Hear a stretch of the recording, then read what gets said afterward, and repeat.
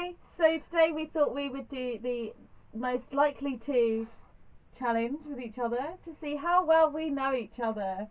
This will be fun. We've been friends for about a year, just over a year. Yeah, it's got to be more than that now, So let's see how well we know each other. Okay, first question is, most likely to buy something they don't need. It's true. Unanimous. If you were to see the rest of my bedroom, it's just full of stuff.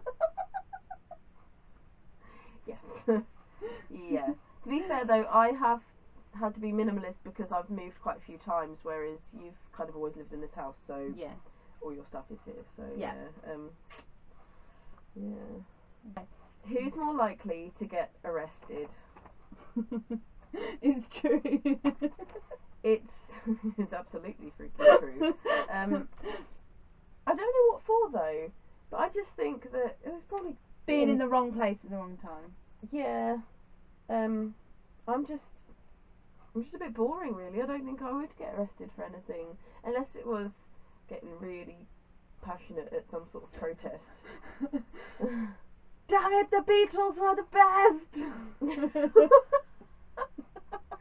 You're right, but like, I don't know what relevance that has. I don't know.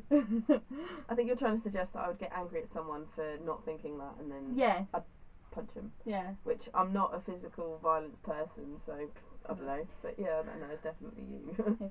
Who is the biggest drama queen? Ah.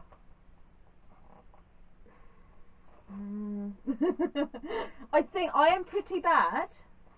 Yeah. And I think we are on a fairly level par, but I think you may... I think I get really upset and over passionate about stupid things, little things all the time, whereas you will only do I get worked up to being a drama queen. Yeah, like you'll I get a be little fine, bit and like... then all of a sudden there'll be something really random that I'll say, and she'll flip her shit for like no reason. I'll be like, whoa, like hang on, and it'll be something that's clearly, you know, struck a nerve that I necessarily won't have realised will. So yeah, I think you're more likely to be a drama queen. No, you're more likely to be the drama queen. Me, sorry, yeah, no, but you. Yeah, I flip out for the weirdest stuff. Excuse me. Ow. That's going to mean that dinner's cooked, so we'll put this on hold. Who is more likely to die in a horror movie? It's true, because I think that you'd panic and you try to overanalyze it too much and then kill you. You can't overanalyze trying to survive someone trying to kill you. You have to think of every option. The only reason I'm going to accept the fact that I will die first is because although reenacting isn't actually shooting people, you still know how to handle the weapons, you know. Yeah. So that's the only reason I'm giving you that one. Okay. Because you underestimate my abilities to be able to hide. And rationalise.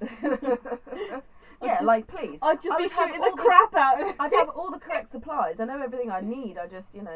Oh God. Who is more? I don't know.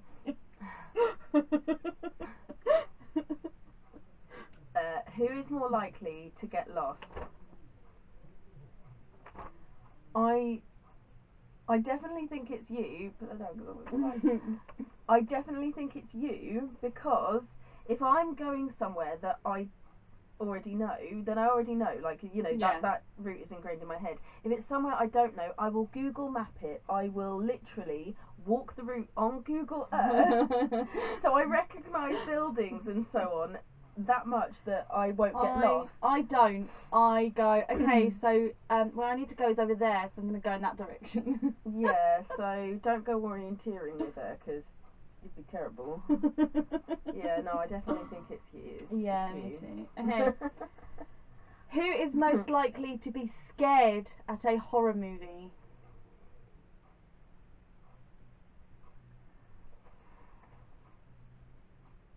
I've got my answer, I'm just waiting for you.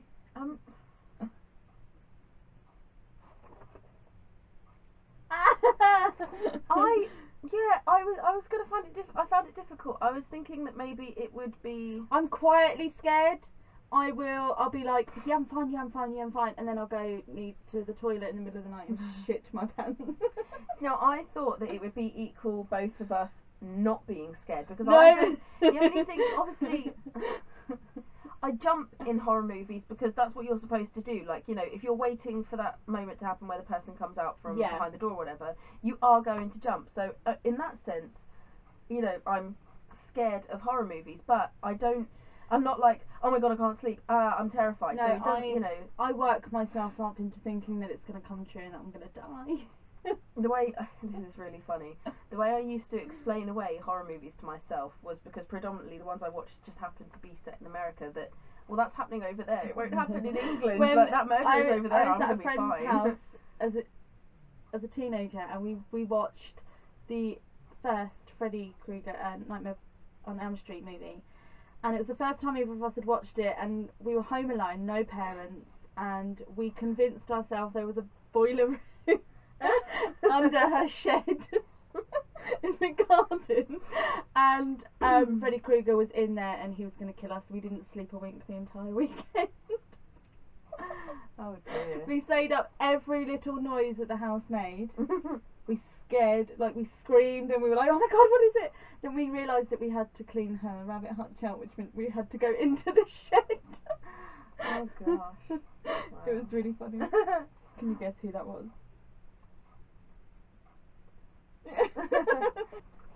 Who is more likely to fangirl over famous people? It's funny because it's true, because yeah, that's why I put it. I am the worst. If I saw a famous person, I wouldn't be able to talk. I'm just like I think, oh well, in that sense I'm kind of similar, because we went to Comic-Con and we met the original Blue Ranger. David Yost, however you want to pronounce it, and I met Jason Narvi. I didn't talk to him. I didn't get anything signed because I had no money, but like I didn't talk to him because I was just like, he's the Blue Ranger. He was my favourite, and everybody's like, really? Billy was your favourite? And I was like, yeah, I don't know why, he just was. Whereas yeah, so I think I keep a level of calm through not saying anything. No, because at the same place I met Jason Narvi, who played Skull in Power Rangers, and I couldn't function. She kept being a creepy stalker. I and kept taking taking pictures. And he noticed and then he posed for one. Yeah, he also spoke to me because I had like all their cameras trying to take as many photos as possible, and he was like, oh, you've got your own photographer over there, and I was just like, because we were like, and you high-fived him. Are we not? Yeah, I did high-five him. And I shook his hand, and I really wanted to touch his biceps. Because she's not weird at all. So yeah, I'm more likely to fangirl. Who is most likely to ask stupid questions? I'd like to point out that I think this in like the nicest possible way, but I think you're the one who asks the most questions, and you ask questions about everything. You're always asking questions. So it's not so much that you're asking a stupid question, but they're simple questions. Who is more likely to offend someone without meaning it?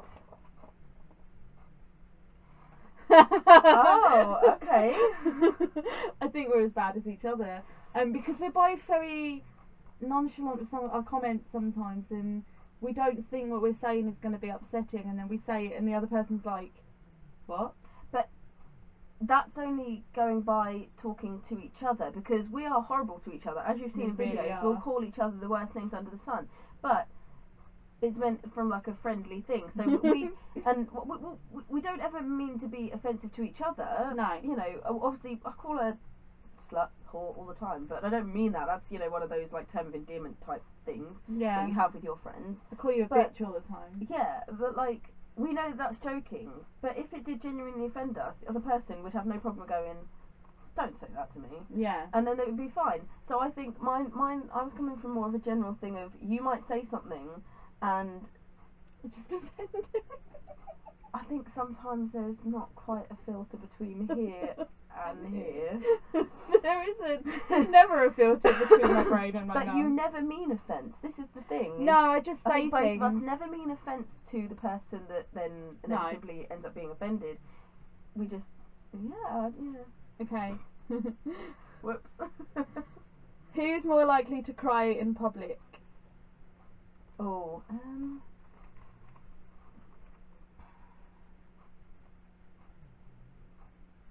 I can't choose. I know. Oh, actually, I don't know. Oh God. Can we put it like this? I think Like- we're as bad as each other. Yeah.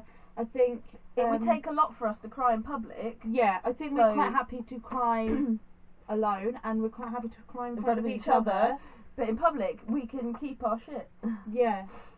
Let's explain our picture. Yeah, because you So can't really see this is them. my picture for my name, and I've got a heart and a star, 5 pointed star. I've got a bat because I like them. I've got a tent because I'm a reenactor and I camp a lot, and a book because I write. And there's 1,000,000,001 notebooks half filled around this room. Including this one. For Amber, I have an ink pot and a quill, because even though she'd love to write with one, she doesn't. But she's a writer, so I figured that would be a good one to put in there. And then I also have a really awful drawing of Johnny Depp because she loves the man, and she's got all his films. Not all of them, but There's also a hand here with lots of rings on because she loves her rings, which so do I. But I'm very fussy, so I don't wear a lot of them. I want to buy some so I can wear, and I would wear as many as you do. But yeah, I need to actually invest. There's also a butterfly because it's her favourite animal, one of two of her favourite animals. Yes, it is. There's also a pipe that says Sherlock, just in case you weren't sure what on earth the drawing was. Because Amber loves Sherlock. And Sherlock Holmes, as in the classic, and the Benedict Story Cumberbatch version. as a whole. And there's also a star because of her pagan Heritage. So this is my one, and I have a book because I love reading, so yep, that's all cool. I have the Beatles written on there because they are the best band to have ever existed, and if you disagree then you're wrong. There's also a little doodle of a cat, which I'm actually really proud of because really I'm sweet. rubbish at drawing, but by making it minimalist it looks a lot better. There's a music note because I love singing and I love music and just generally prattling about to music. There's a little cup because I love my tea, and there's a little clapperboard because I love films and movies and actors and stuff, and if people have a question about a film or they go, where's that actor from, I'll be like, what will they have watched that person's in? Oh, they're from such and such, and the person will go, oh yeah.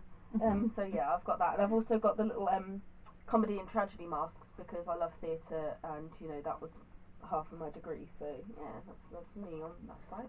Okay, so mine is more minimalist because Laura had more time to draw hers than I did.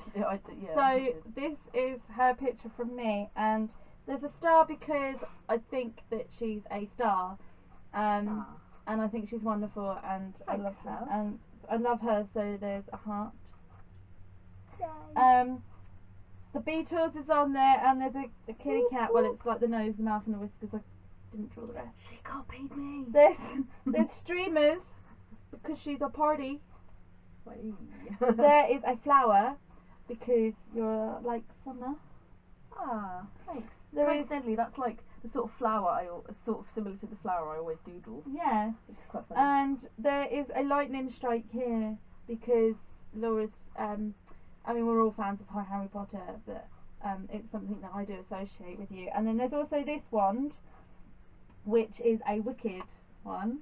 Oh, interesting. Because you've got the two wicked I do wands. at home. Like and subscribe if you enjoyed this. There's loads of videos on here. Some with just me, some with his beautiful face. Arf. Arf. There's also links to all my other social media down in the description. So I'll see you next week. Bye. Bye-bye.